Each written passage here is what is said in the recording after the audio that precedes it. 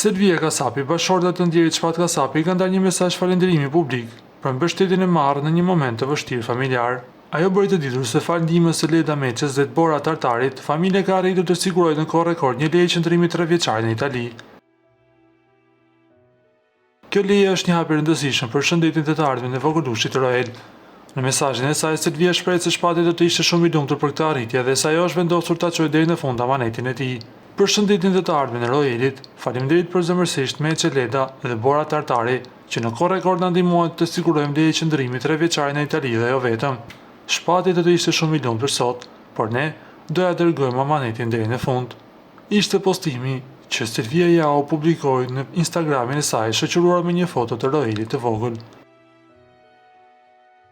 Në duhet të rikujtojmë se ikja e parakohshme e Shpat Kasapit nga jeta ka lënë një plak të hapur në familjen e Shpatit, por edhe në showbizin shqiptar.